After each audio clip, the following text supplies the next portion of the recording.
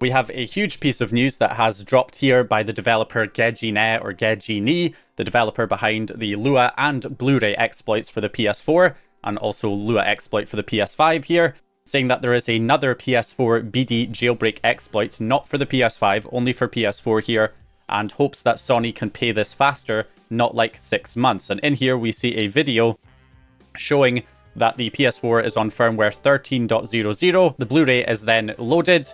We get the kind of usual text showing up here with the Blu-ray exploit, but this of course is a new Blu-ray exploit here, and we have the jar loader already working, and it then runs a payload saying hello from 13.00, which means you could chain this with the existing PoopSploit from the Flow, the net control exploit, which would then allow you to use this to jailbreak the PS4 all the way up to firmware 13.00 and up to 13.02 once we have a new kernel exploit that we could then load on that firmware, because this userland exploit works all the way up to the latest firmware.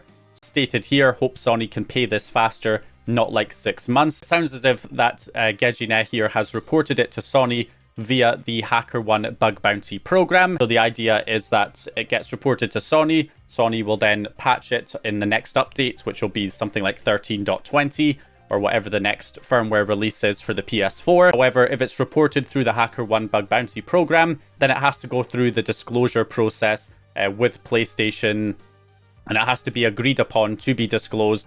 So that all has to be done and agreed upon, and PlayStation might want to wait a little bit longer for more people to have updated to 13.20 or whatever the next firmware update is that patches the exploit before they will allow this to be disclosed.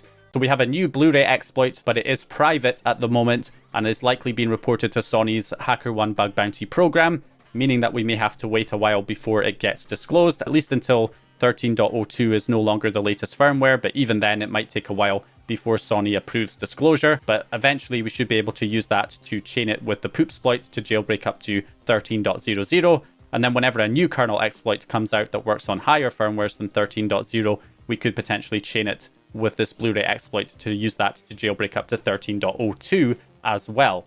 Hope you guys enjoyed this one or found the information useful. If you did, please leave a like and subscribe. And as always, I'll hopefully see you guys in the next one.